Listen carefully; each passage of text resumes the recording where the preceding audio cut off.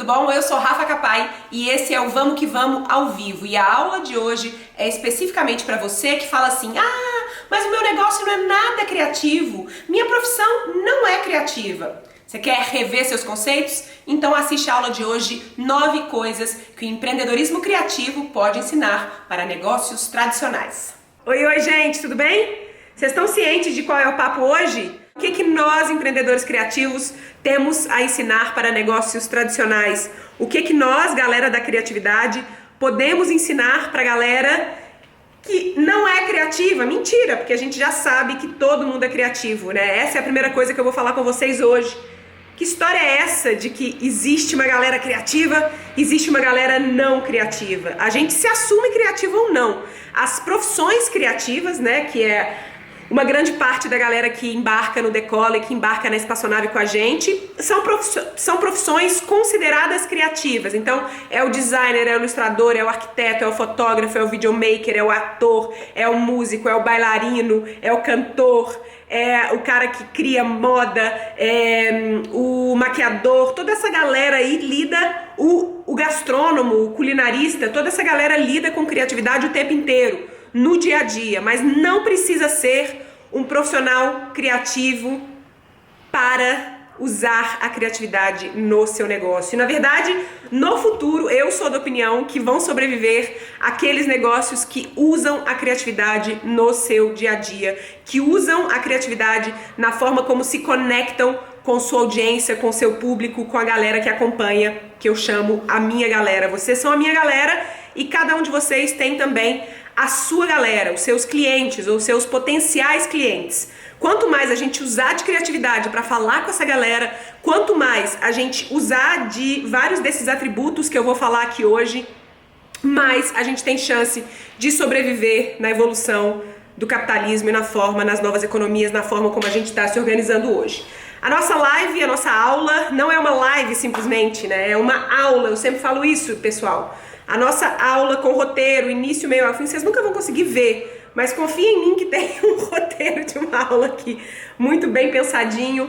Se você já curte o trabalho e já acha que o que eu tô falando aqui pode ser legal para uma pessoa específica que você tá pensando aí, aquele seu amigo que fala: ah, mas eu não sou criativo, ah, mas o meu negócio é tradicional, ah, mas eu sou médico, ah, eu sou psicólogo, eu sou coach, o meu trabalho não é criativo. Chama essa galera pra cá agora. Vamos convencer essa galera que quanto mais de criatividade eles colocarem no negócio deles, mais todo mundo ganha também.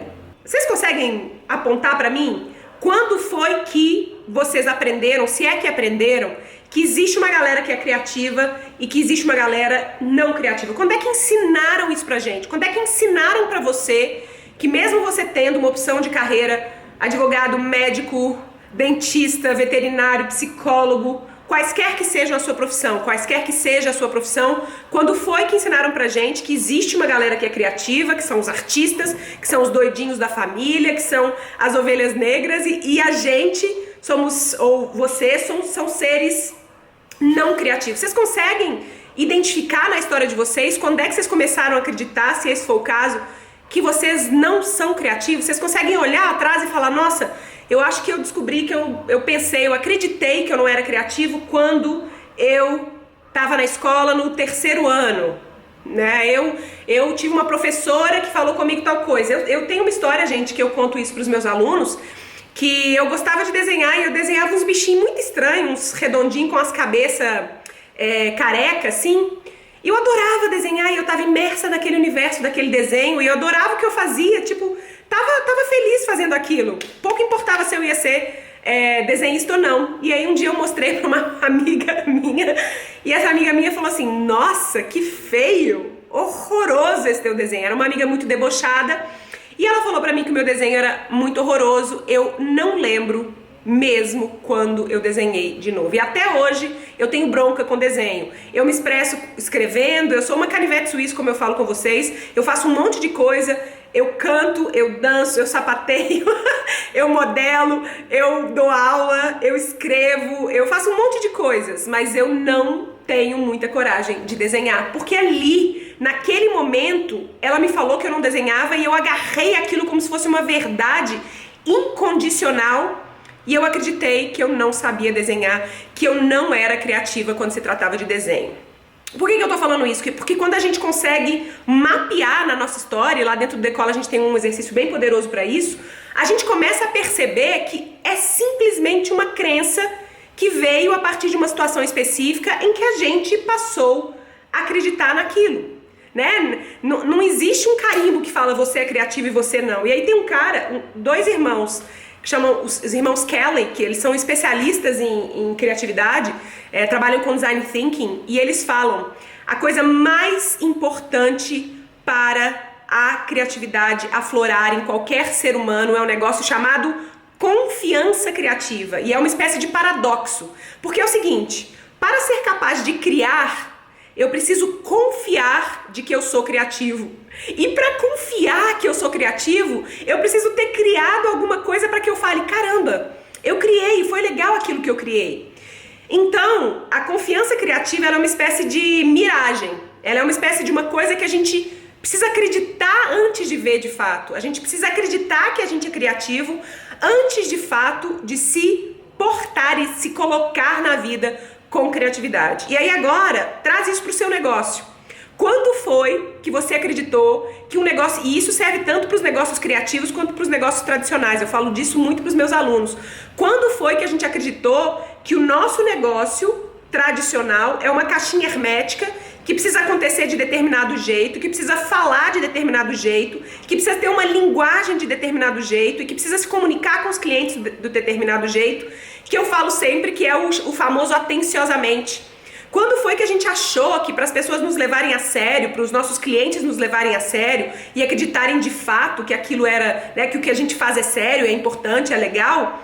Quando foi que a gente acreditou que a gente precisava ser careta, que a gente precisava se encaixar em formatos padrões, né? É muito comum a gente sair da faculdade de arquitetura e se portar como um arquiteto deve se portar. Sair da faculdade de medicina e se portar como um médico deve se portar. Sair da faculdade de psicologia e se portar como um psicólogo. E quando a gente se porta como aquela profissão específica deve se portar, a gente esquece de colocar como a gente gostaria que aquilo funcionasse. Como a gente entende que aquilo poderia funcionar para o nosso cliente. Qual é o melhor modelo, qual é o melhor padrão para a gente continuar fazendo do nosso negócio. Então, a gente acreditou que a gente não é criativo e a gente acreditou que a gente não pode ter negócios fora da caixa, independentemente de qual negócio seja. E eu te digo de carteirinha, existem clientes aí que estão querendo o seu serviço, seja você engenheiro civil, advogado, psicólogo, nutricionista, plantador de... Como é que chama a sua profissão? Plantador de legumes e verduras hidropônicas. Não importa o que você faça, existe uma grande quantidade de pessoas que estão querendo isso que você faz, mas num formato diferente do que até hoje foi oferecido. Comecem a observar nos negócios de vocês. Vocês vão ver que a grande maioria das profissões tais se portam de tal jeito. As milhões de profissões tais se portam de tal jeito. A gente precisa jogar fora essas amarras do que é que o nosso mercado tem que ser e começar a desenhar o que a gente acha que a nossa profissão deve ser e como é que a gente acha que o nosso negócio tem que funcionar. Tá claro até aqui? Vamos lá então. Deixa eu falar com vocês dessas 9 coisas que eu acredito que o empreendedorismo criativo tem a ensinar para o empreendedorismo tradicional. E tradicional, por favor, sempre usando aqui as nossas chavinhas, né? Não significa que eu tô falando que vocês não são criativos. Para mim, a grande diferença em um negócio criativo para um negócio tradicional é que o criativo, ele assume a bandeira da criatividade em cada uma das etapas dos seus processos. O tradicional não, ele repete um padrão que talvez já exista, ele repete o jeito que alguém já falou que deveria ser feito ou não. Primeiro passo, gente, eu já falei.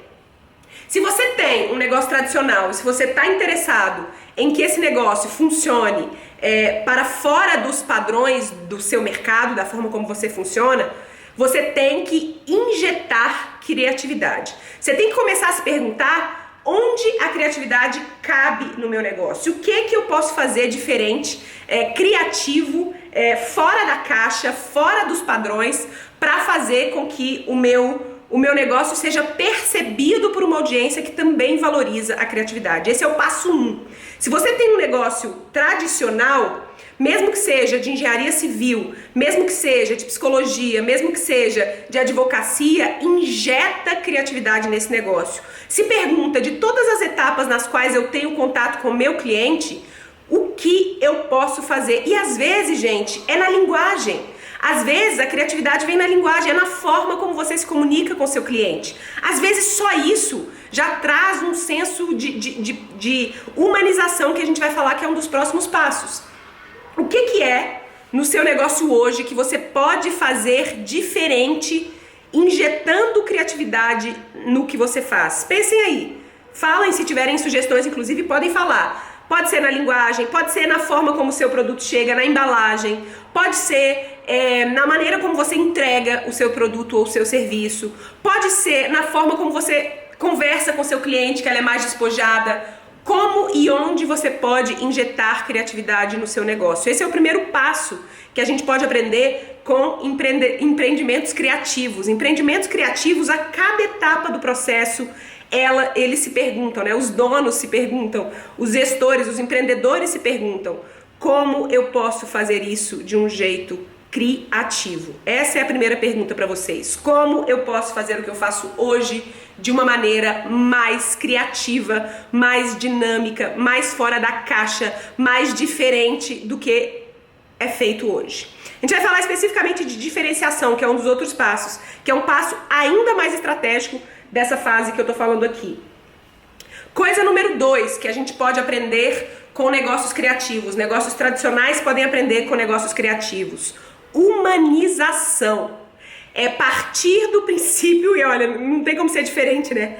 Partir do princípio que existe uma outra pessoa do outro lado, existe um outro ser humaninho lá do outro lado, e que toda essa relação é baseada no fato de que a gente se reconhece como humanos. Como é que a gente pode ser mais humanos, né? E é claro que criatividade e humanidade estão aqui pertinhos uma da outra, mas uma é um pouco mais específica.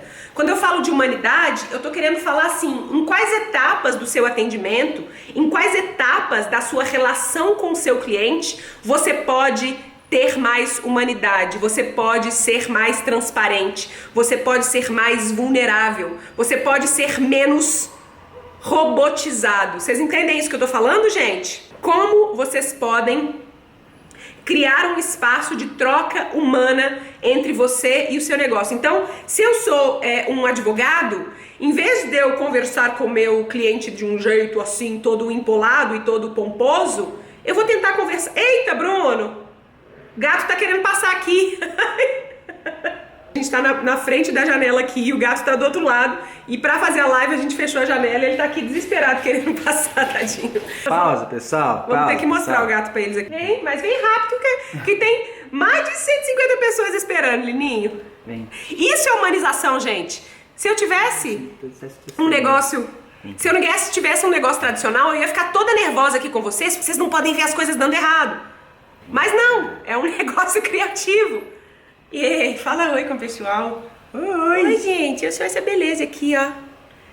Gatos humanizam negócios, né, gente? Fala que ele não é lindo. Se eu fosse um negócio tradicional, eu ia estar tentando esconder aqui de vocês o que acabou de acontecer. Eu ia tentar ser menos vulnerável, mais certinha. Falar, não, Bruno, arruma isso aí enquanto eu estou aqui tentando fazer a minha live. Mas não, é um negócio criativo, é um negócio que cabe humanidade. Que cabe... O que você falou? Fluido. Que é fluido, segundo o Bruno, que cabe, né, menos perfeccionismo, que cabe mais vulnerabilidade, que cabe mais essa humanidade, é de fato de humanidade que a gente tá falando. E aí eu tava falando do advogado. Em vez de você ser aquele advogado todo caretão, todo fechadão e tal, por que você não pode ser um advogado humano? Um advogado mais criativo, um advogado que usa gíria, um advogado que fala menos juridiquês e mais na língua do que uma pessoa entende. A gente tem uma aluna do Decola, 2 alunas que se encaixam muito bem nesse formato, que é a Mari Salles, da Love Accounting, e a Renata Guimarães, da Legal for Creatives. Ambas são profissões consideradas tradicionais, uma é advogada e a outra é contadora. E as duas encontraram um jeito super humanizado de conversar com seus clientes, um jeito super criativo de se posicionar no mercado e falar, beleza, se você tem dificuldade aí com todo esse juridiquês, com todo esse contabilizeza aí do mundo, vem conversar com a gente, porque aqui a gente conversa de gente pra gente. A pergunta que é, como nesse passo 2 você pode fazer isso no seu negócio? Se o seu negócio não é criativo, se o negócio é tradicional, como você pode criar uma linguagem que permita humanização, que permita uma relação de pessoa para pessoa, não importa quem você esteja atendendo. Faz sentido para vocês até o momento? Passo 3, não é um passo, né? Mas um ponto 3, uma coisa 3. Foco em design. O que é foco em design?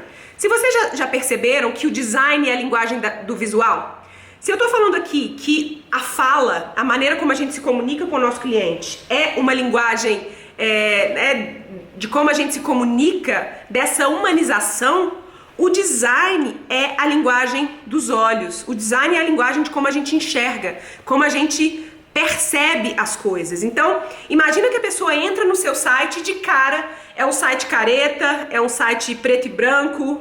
Ser preto e branco não é um problema, vai. Mas é um site todo hermético, pouco criativo. É um site que não investe em design, que não investe em desenho das coisas, não investe em como as coisas são, em como as coisas funcionam, como as coisas aparentam. Qual que é a sensação que você vai causar nas pessoas? É de mais humanização ou de menos humanização? Se o seu design não é um design que pensa nas pessoas, possivelmente é o contrário. Agora, se o seu design pensa na relação entre você e a sua audiência, né? Você tem um design que foi bem pensado para funcionar de um melhor jeito, para dar espaço para aquele... É quase como se um abraço no seu cliente, né? O seu material, o seu site, as suas mídias sociais abraçam o cliente ou afastam o cliente? Você está pensando em design, você está colocando energia no design, você está colocando foco no design, ou você acha que design não é uma coisa muito importante no seu negócio? Possivelmente, se você é um negócio tradicional que não investe em design, você vai ser percebido como um negócio tradicional, um negócio careta.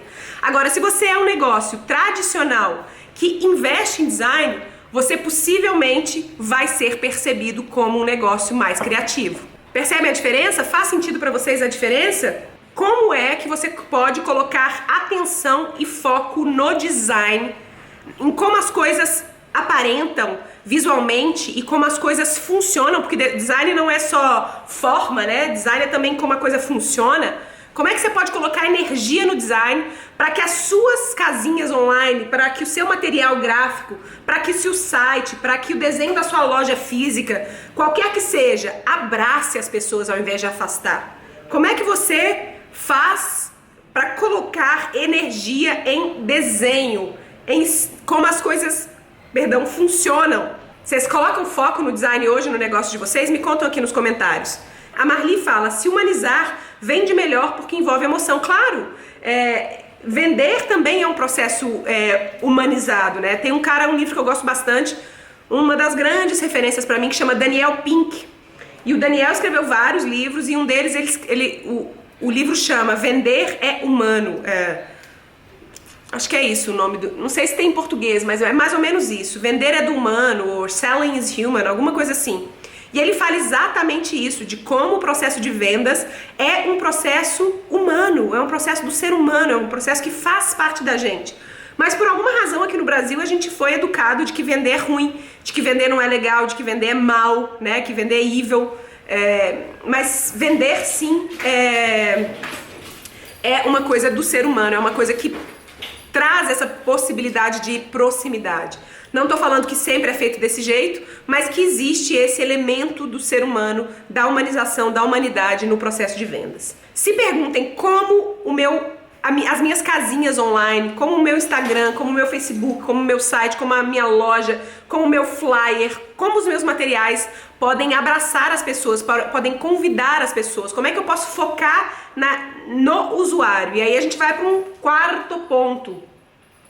Para recapitular, falamos de criatividade, injetar criatividade no negócio, falamos de humanização, tentar criar uma relação e uma conversa e uma linguagem que seja humanizada com o nosso cliente. Falamos de design e agora de design a gente pula para experiência. Eu vi alguém aqui comentando sobre isso outro dia. Comprei uma pizza e que estava um bilhetinho da pessoa, né? Como é que a gente transforma aquilo que a gente vende, seja produto ou serviço, em uma experiência? Como, vou falar de novo, a gente transforma aquilo que a gente produz, seja produtos ou serviços, em uma experiência? Como que vocês podem fazer o que vocês fazem de um jeito que seja mais experiencial, em vez de simplesmente ser, eu quero uma caneta, comprei uma caneta, eu quero um batom, eu comprei um batom? Como é que eu posso transformar um batom em uma experiência? Como é que eu posso transformar um serviço, né, um dia a dia de psicologia, do meu atendimento psicológico, em experiência? O atendimento de um advogado em experiência. Às vezes, de novo, é no bilhetinho que eu mando, na forma como aquilo chega na casa da pessoa. Outras vezes pode ser cuidando do meu ponto de venda, né? Colocando um cheirinho, um marketing olfativo ali, fazendo com que as pessoas possam tomar uma champanhe, que elas possam comprar relaxadas. Ou pode ser, eu sou um psicólogo, então o que eu faço na hora que o meu cliente chega? Eu coloco uma música para ele dar uma relaxada antes da sessão. Não sei, tem ideia, gente. O que não falta no mundo é criatividade, o que não falta no mundo é capacidade criativa para a gente pensar em soluções em cada um do negócio de vocês. Como você pode focar o que você faz hoje, mesmo que seja pouco criativo, sempre aqui vou fazer, mesmo que seja tradicional, em experiência. Como você pode fazer o que você faz com foco em experiência? Quero a resposta. Agora não é uma retórica, não. Você já tem ideia de como é que vocês podem... Vamos pensar para qualquer negócio, como é que vocês podem deixar negócios mais experienciais? Que tipo de atividade a gente pode fazer num negócio para deixar ele mais experiencial? É numa embalagem, é num bilhetinho que vai, é numa música na hora que o cara entra, é num pacote que chega de surpresa em casa, é numa meditação que eu faço antes de uma sessão de psicologia? Quais ideias pipocam na cabeça de vocês aí quando a gente está falando de injetar experiência na forma como eu entrego o meu produto ou serviço? Gente, cada vez mais a gente vai comprar coisas porque a gente vai querer vivenciar coisas.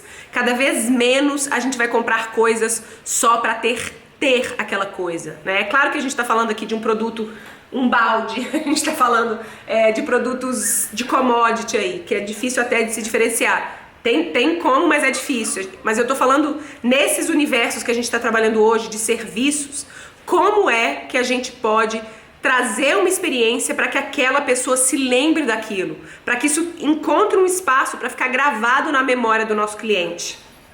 Aí tem várias ideias legais aí. Eu surpreendo o cliente com um brinde bacana, um presente inesperado. Numa das frentes da tour sempre vi um bilhetinho de agradecimento para quem está comprando, super legal. Tem jeito, gente. Quaisquer negócios tem jeito da gente injetar experiência. Ponto 1, ponto 2, ponto 3, ponto 4. Aí sim, alguns de vocês já citaram.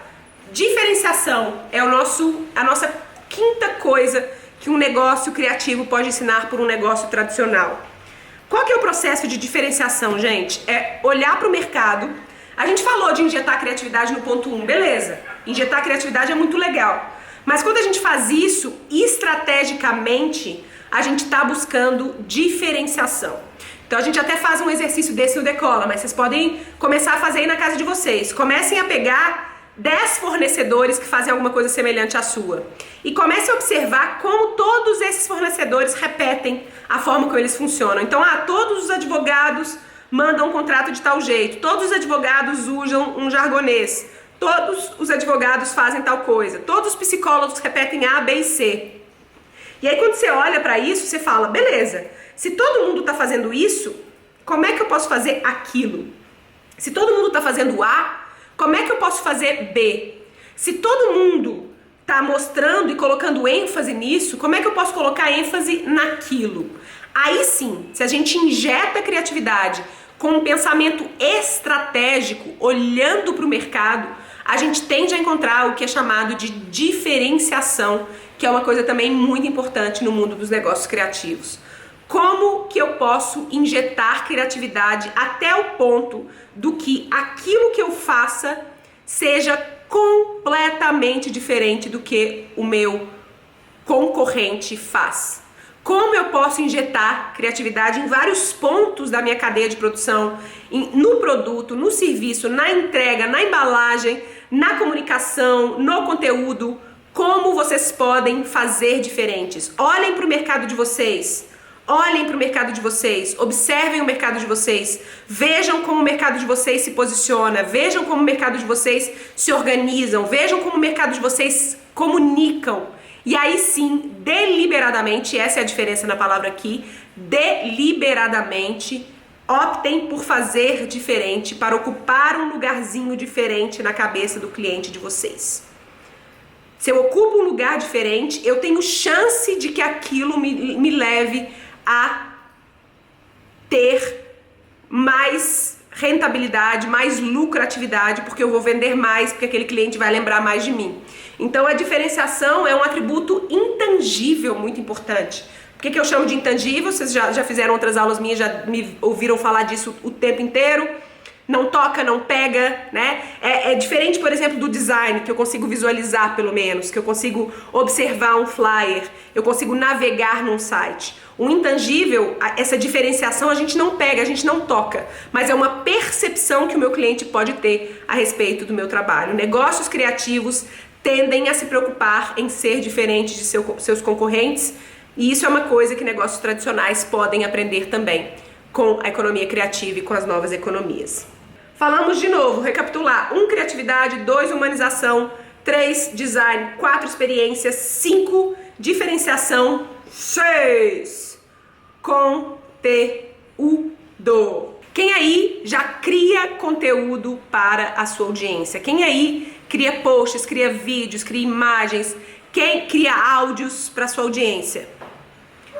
Criar conteúdo é um jeito muito legal de se posicionar e é uma forma que negócios criativos fazem, blogueiros fazem, youtubers fazem, músicos fazem, liberam músicas gratuitas na internet.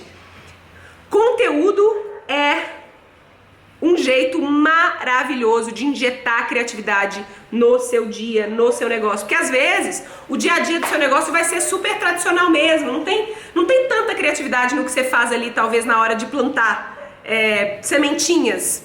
Mas na hora que você vai criar o conteúdo, na hora que você vai fazer um vídeo, na hora que você vai fazer um texto, na hora que você vai criar imagem, você vai criar conteúdo, gravar um podcast, qualquer que seja o conteúdo que você opte fazer, você tem espaço de despejar essa criatividade que você tem aí dentro numa via muito legal que não é tradicionalmente o negócio em si.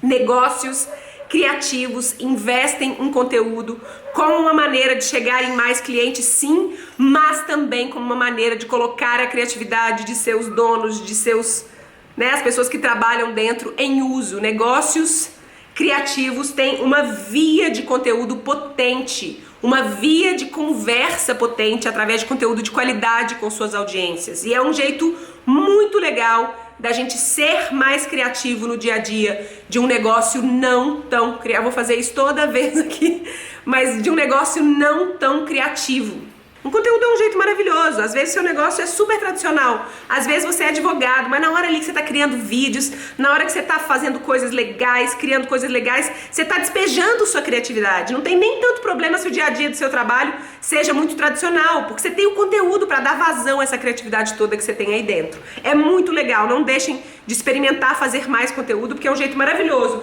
de se expressar, de colocar aquilo que a gente tem e sabe para fora e ao mesmo tempo se conectar com a nossa audiência a partir da geração de valor para essas pessoas com que a gente está criando, que é o conteúdo em si. Próximo ponto: comunicar pelo porquê.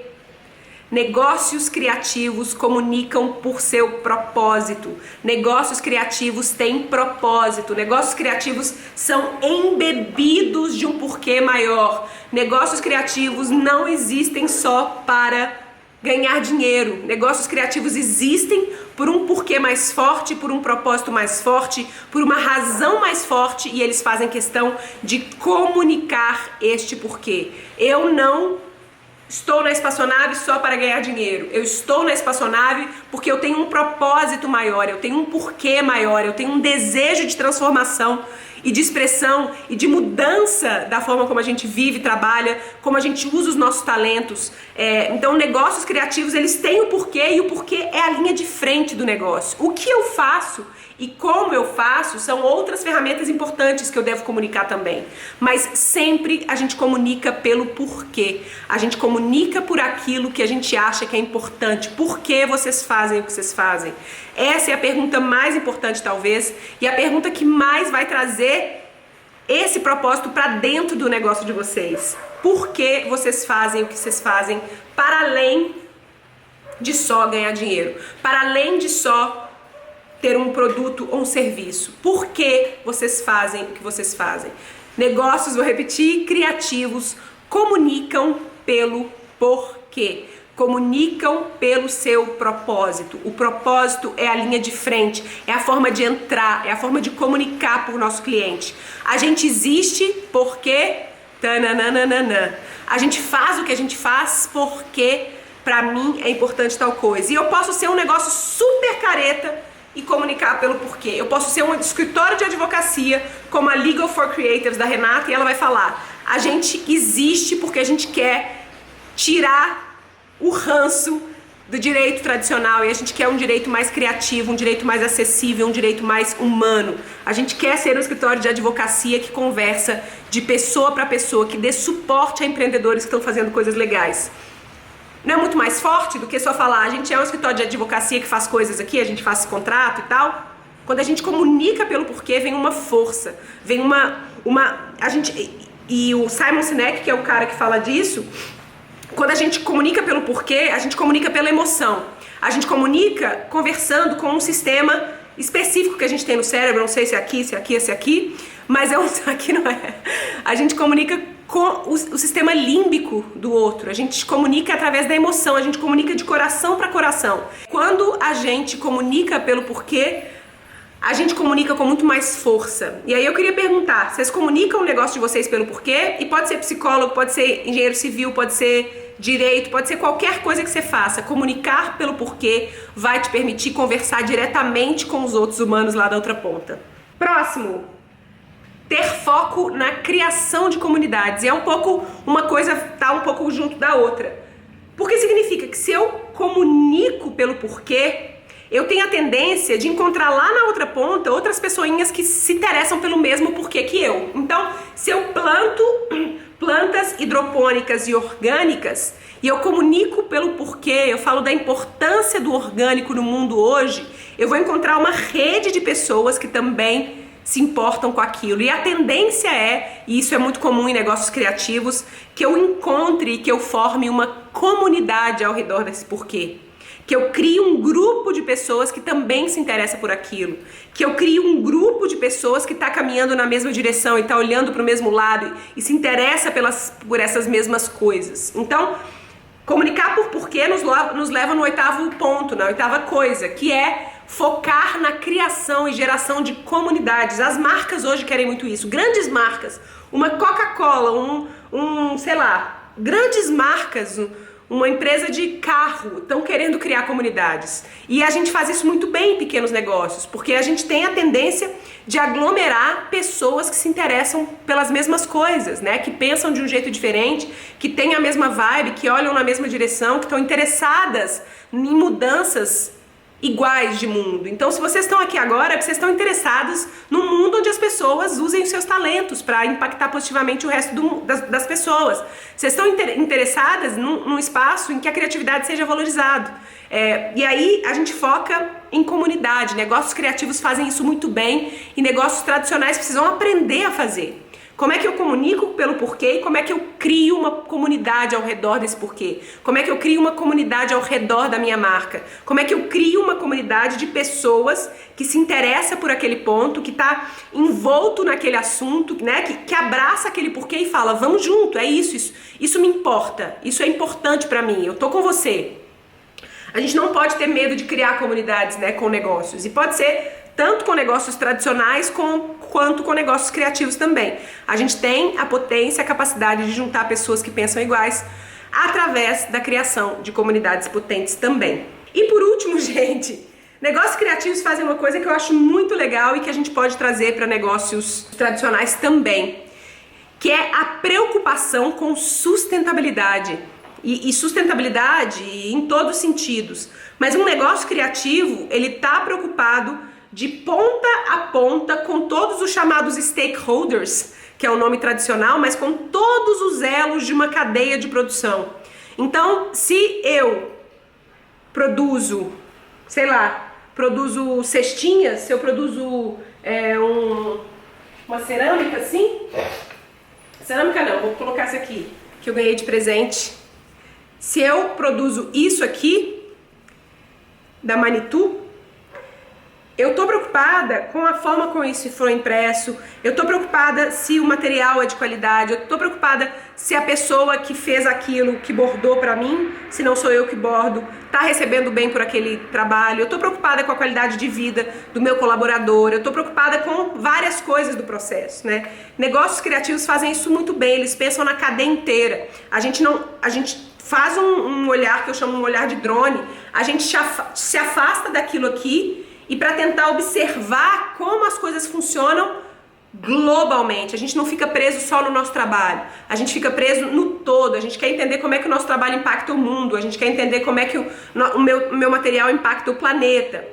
Não estou falando aqui que a gente tem que ser perfeito, ainda é caro hoje ser sustentável, é caro pensar no todo o tempo inteiro, mas existe pelo menos uma preocupação, um desejo que a gente chegue em algum lugar, em algum momento, de que todo mundo que está conectado nesta cadeia de produção, todo mundo que participa desse processo, de quem compra, quem vende, está sendo impactado positivamente, né? Então, existe pelo menos essa preocupação. Do mesmo jeito que existe uma preocupação com o design, com como as coisas funcionam, como as coisas aparentam, existe também uma preocupação com a sustentabilidade. Para onde isso vai, né? De onde que está sendo tirado do planeta? Quem são as pessoas que estão sendo impactadas? Como é que isso chega no outro? Essa preocupação em negócios criativos é muito grande e a gente pode ensinar também para negócios tradicionais, que isso é uma coisa muito importante, na minha opinião, é necessária. Ontem foi o Dia da Terra, enfim, se a gente não se preocupar com isso, daqui não sei quantos anos a gente não vai ter mais dias da Terra, não vamos ter terra mesmo. Então essa é uma preocupação constante que precisa ser colocada em prática em pequenos negócios, em grandes negócios, criativos ou não, a gente tem que começar a se preocupar com o todo, né? É isso, gente, esses foram os meus 9 passos. Eu queria perguntar para vocês qual desses o que você acha que você consegue implementar mais rapidamente no seu negócio. É o foco na experiência, é o foco no design, é na linguagem, na forma como você se comunica, é na sustentabilidade. Qual desses 9 passos você conseguiria colocar em prática a partir de amanhã? Legal, quando eu comecei a fazer esse trabalho, né, de tentar entender a diferenciação do meu trabalho, uma das coisas que eu fiz quando eu fazia os workshops era trazer papéis, post-its. Eu via que os workshops que eram feitos na época, eu tô falando aí de 2012, 2011, os workshops que eram feitos na época, não existia tanto workshop voltado para a criatividade como existe hoje. E eu percebi que se eu trouxesse canetinhas, post-its, tudo isso, ia ser diferente daquele workshop tradicional que o cara ficava só olhando pro PowerPoint, ele não tinha acesso a material nenhum, ficava tudo na cabeça e ele não colocava nada no papel. E aí naquela época eu inventei um workshop que eu levava, gente, era uma mala de coisa, eu levava um monte de coisa pro workshop, levava post-it, adesivo, canetinha de tudo quanto é jeito, lápis, régua com coisinhas bonitinhas, coloridas, e o meu trabalho era fazer com que as pessoas mergulhassem naquele universo criativo ali para chegar nas ideias que eles estavam desenvolvendo. Isso foi muito com esse olhar. Eu olhei para o mercado na época, o que estava sendo feito e o que não estava. Eu falei, beleza, se não tem ninguém fazendo assim, eu quero ser essa pessoa para fazer desse jeito. A Carla Marques Oficial fala, mostrar o dia a dia do processo, isso é muito legal também. É mostrar os bastidores, né? Mostrar como as coisas funcionam.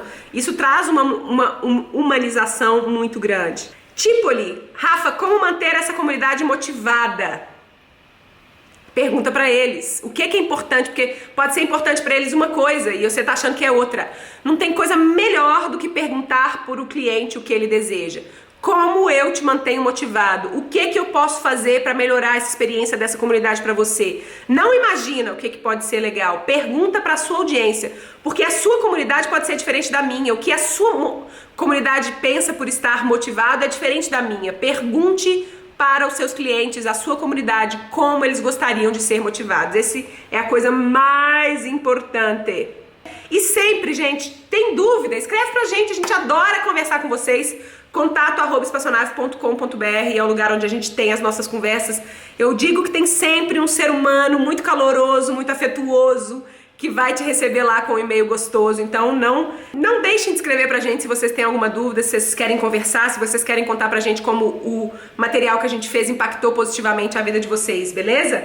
Beleza? Brigadíssimo, foi massa conversar com vocês hoje mais uma vez. É nóis. Câmbio. Desligo aqui. E eu desligo aqui.